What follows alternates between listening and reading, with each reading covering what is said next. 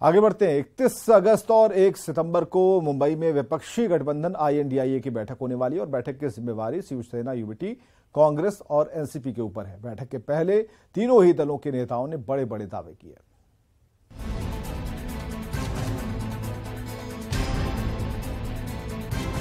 ये पब्लिक है, सब जानती है और कुछ भी करे तो अभी उनको बचाने वाला कोई नहीं है। तीसरी बैठक से ठीक पहले INDIA के नेताओं ने विपक्षी गठबंधन के और ज्यादा मजबूत होने का दावा किया है। दावा है कि बेंगलुरु में हुई पिछली बैठक में 26 दल के नेता पहुंचे थे।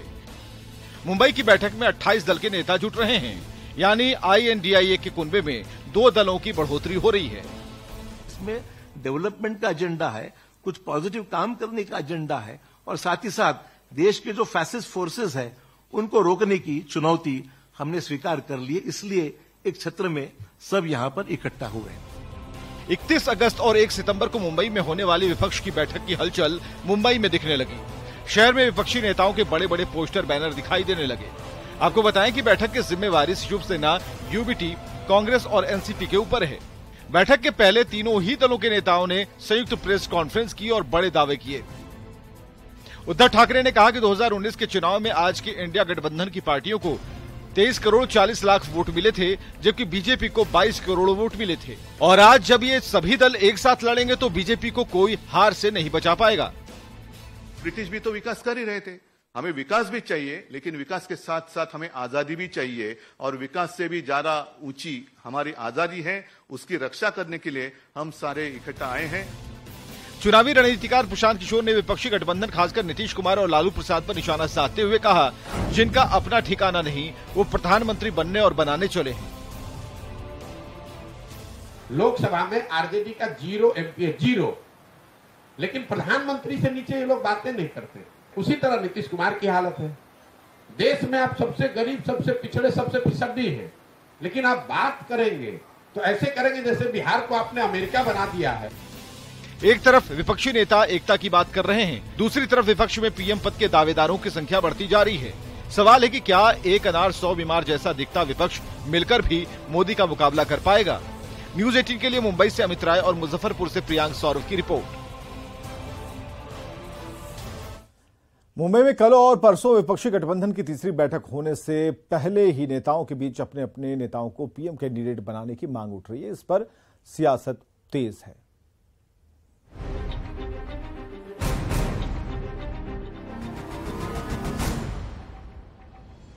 मुंबई में 31 अगस्त और 1 सितंबर को विपक्षी दलों के गठबंधन INDIA की बैठक होने जा रही है, लेकिन उसके पहले ही सियासत गर्म है। बैठक से पहले ही मुंबई पहुंचे आरजेडी अध्यक्ष लालू प्रसाद ने कहा है कि चुनाव नजदीक आ रहा है, जिस पर आगे की चर्चा होगी। कल मीडिया का क्या एजेंडा रहेगा? एजेंडा रहेगा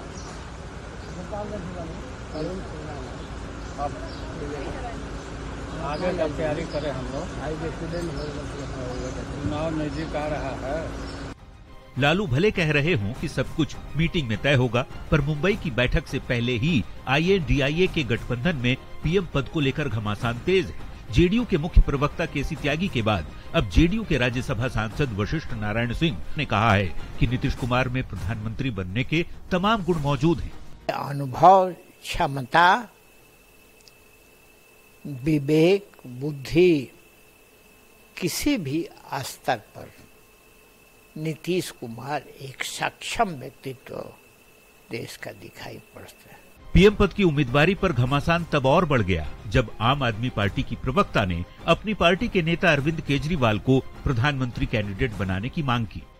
आप मुझसे पूछेंगे तो मैं तो चाहूंगी अरविंद केजरीवाल जी हो प्रधानमंत्री के उम्मीदवार भी, और पेश किया जाता है। और अरविंद केजरीवाल जी लगातार जनता के मुद्दे उठाते हैं, लगातार एक चैलेंजर की तरह वो उभरे हैं, देखे जा सकते हैं। बैठक से पहले ही विरोधी गठबंधन के नेताओं के बीच पीएम कैंडिडेट को लेकर जारी बयानों पर बीजेपी सांसद सुशील मोदी भी तंज कस रहे हैं। प्रधानमंत्री पद की दावेदारी की बात हो रही थी और अब उसके बाद हुआ कि संयोजक बनाए जाएंगे, और अब तो लालू यादव ने हवा निकाल दिया और कह दिया कि हर 3-4 राज्यों को मिलाकर क्षेत्रीय संयोजक बनेंगे। विपक्षी गठबंधन की पटना और बेंगलुरु में हुई बैठकों के बाद मुंबई में हो रही तीसरी बैठक से पहले ही जिस तरह से विपक्षी नेताओं के बीच अपने अपने नेताओं को पीएम कैंडिडेट बनाने की बातें तेज हो गई हैं, वो 24 की लड़ाई में बीजेपी को एकजुट होकर टक्कर देने की मुहिम को झटका दे सकती है। न्यूज 18 के लिए पटना से आनंद अमृतराज के साथ ब्यूरो रिपोर्ट। तो बताया जा रहा है कि INDIA गठबंधन में अब 28 पार्टियां शामिल है। इन 28 पार्टियों में से 6 पार्टियों के नेताओं ने अपने अपने नेता के पक्ष में पीएम पद की दावेदारी जता दी है।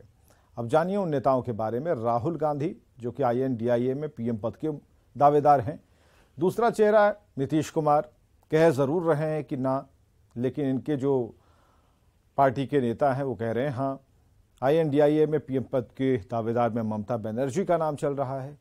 इसके अलावा उद्धव ठाकरे, अगली तस्वीर अरविंद केजरीवाल की, क्योंकि दावा उनकी पार्टी से भी हो रहा है, और बचे अखिलेश यादव जो इस पूरी रेस में शामिल हो चुके हैं। तो कितने दावेदार हैं? विपक्ष की 2 बैठकें हो चुकी हैं, तीसरी बैठक होने जा रही है, लेकिन अभी तक संयोजक का नाम फाइनल नहीं।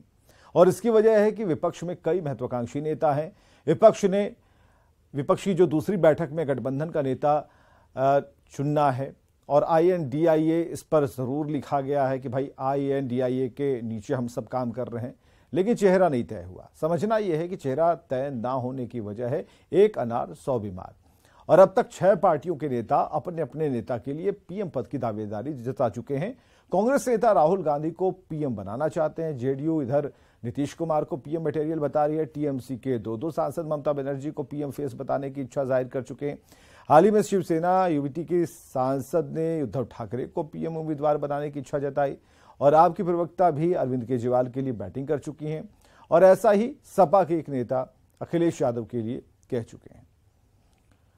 आगे बढ़ते हैं। आज आसमान में अद्भुत नजारा दिखा। लोगों ने घर बैठे सुपर ब्लू मून का दीदार किया, और पटना और दिल्ली की तस्वीरें हम दिखा रहे हैं जहां सुपर ब्लू मून का अद्भुत नजारा दिखा। पटना जंक्शन के पास ये खूबसूरत तस्वीर दिखी। दिल्ली में भी इंडिया गेट के पास की तस्वीर जहां सुपर ब्लू मून दिखा। ये खगोलीय घटना तब होती है जब चंद्रमा पृथ्वी के करीब रहे और पूर्णिमा पड़ जाए। सुपर ब्लू मून वाले दिन चंद्रमा सामान्य पूर्णिमा से करीब 7% ज्यादा बड़ा दिखाई देता है, और आप भी इस नजारे को देख सकते हैं। देवघर के वैद्यनाथ मंदिर में पूजा की परंपरा से छेड़छाड़ पर पुरोहित समाज की नाराजगी बढ़ती जा रही है। पुजारी समाज की ओर से मुख्यमंत्री और मुख्य सचिव के साथ देवघर श्राइन बोर्ड के अध्यक्ष को पत्र भेजकर दोषियों के खिलाफ कार्रवाई की मांग की गई। बाबा बैद्यनाथ मंदिर में पूजा पद्धति की परंपरा से खिलवाड़ को लेकर पुजारी समाज का गुस्सा लगातार भड़कता जा रहा है। धर्मनगरी के पुरोहितों का आरोप है कि मंदिर प्रभारी और उनके पदाधिकारी न सिर्फ पूजा पद्धति से छेड़छाड़ कर रहे हैं, मंदिर की आंतरिक व्यवस्था और पूजा की परंपरा को जानबूझकर ध्वस्त किया जा रहा है, जो गैर संवैधानिक तो है ही, शिव भक्तों की आस्था से भी खिलवाड़ है। इसकी शिकायत मुख्यमंत्री से लेकर मुख्य सचिव और श्राइन बोर्ड से भी की गई है। मंदिर खुलने का अगर समय फिक्स है तो बंद होने का भी समय फिक्स है, और ये परंपरा, ये जो है शास्त्र के हिसाब से मंदिर की पूजा जो है, बाबा का पूजा जो है सूर्योदय से पहले संपन्न होना चाहिए, होता है, और शाम को जो है सूर्य अस्त होने से पहले बंद होना चाहिए। रात का काचा पड़ जाना चाहिए, शाम का काचा। पुजारी समाज की ओर से भेजी गई शिकायती चिट्ठी में कहा गया है कि 21 अगस्त की रात 12:20 पर बाबा बैद्यनाथ का कांचा स्नान कराया गया, पर श्रृंगार और भोग लगाने का विधि विधान संपन्न कराने में सुबह के 3:27 हो गए। इसके बाद श्रृंगार का फाटक बंद कर दिया गया। बाबा नगरी के तीर्थ पुरोहितों का कहना है कि मंदिर की पुरातन परंपरा में बदलाव करने का अधिकार किसी भी स्थिति में मंदिर प्रभारी और अधिकारियों को नहीं है। प्रतिदिन पाली होता है हम लोग का, आज मेरा है तो कल किसी और का होगा, तो हम लोग को तो एक आपस में रहता है कि आज किसका पाली है वो कर लेते हैं, लेकिन उनको सूचना नहीं मिलती है कि कब मंदिर का पट बंद होगा, कब श्रृंगार करने के लिए आना है। वो लोग निर्जला रहते हैं, बिना एक बूंद जल एक बूंद भी जल नहीं पीते हैं। बैद्यनाथ मंदिर में भोलेनाथ के श्रृंगार और मंदिर के पट को बंद करने में हुई देरी से भोलेनाथ के पुजारियों का गुस्सा 7वें आसमान पर पहुंच गया है। मंदिर की मर्यादा तार तार होने से नाराज पुरोहित समाज ने डीसी से पूरे मामले की जांच कराकर दोषियों के खिलाफ कड़ी कार्रवाई करने की मांग की है। मनीष दुबे, न्यूज 18 देवघर। झारखंड वासियों को जल्दी किफायती दर पर अपना घर मिल सकता है, क्योंकि झारखंड आवास बोर्ड की ओर से रांची और जमशेदपुर में तैयार फ्लैट का आवंटन लॉटरी के जरिए होने जा रहा है।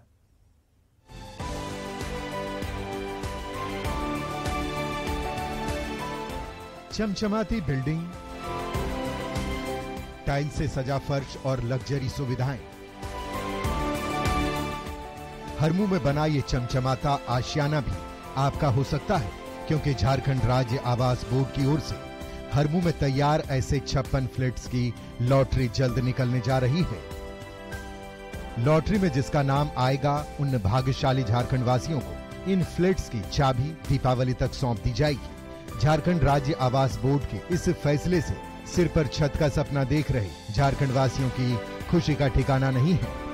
प्रयास करेंगे अगले महीना से हम लोग उसका निश्चित रूप से लॉटरी करेंगे। जहाँ जिसको लॉटरी करना है लॉटरी करेंगे, और बाकी बहुत सारी दुकानें हैं, बहुत सारे और भी मकानें अन्य जिलों में भी बन के पड़ी हुई, जल्दी से छत देने का काम करेंगे। मतलब दीपावली तक तब आप देंगे? तो हमको तो लग रहा है कि दीपावली तक तो दे देंगे। झारखंड आवास बोर्ड ने कुछ साल पहले ही रांची और जमशेदपुर में करोड़ों रुपए की लागत से ऐसे कई फ्लैट्स का निर्माण कराया है। इसके अलावा कुछ जगहों पर शॉपिंग कॉम्प्लेक्स भी बनकर रेडी हैं, पर विभागीय प्रक्रिया में लेट लतीफी के चलते ऐसे मकान और दुकान का आवंटन अब तक नहीं हो सका है।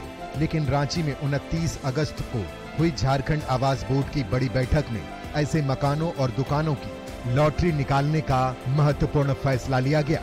ऐसे में झारखंड आवास बोर्ड की ओर से तैयार मकान में गृहस्थी बसाने का सपना देखने वालों को बड़ी सौगात मिलने जा रही है। लोग की आशा है, क्योंकि शहर में जमीन नहीं है, क्योंकि यही आवास बोर्ड ही है जो बता रहा है कि मेरा जमीन लोगे तो बढ़िया है, मेरे मकान लोगे ना CNT एक्ट का प्रॉब्लम है, न SC का है, न ST का है, इसमें कोई प्रॉब्लम नहीं है। साफ सुथरा जमीन सिर्फ अगर है तो इसी के पास में, आवास बोर्ड के पास में है। तो झारखंड राज्य आवास बोर्ड का ये फैसला झारखंड वासियों के लिए बड़ी खुशखबरी लेकर आया है, क्योंकि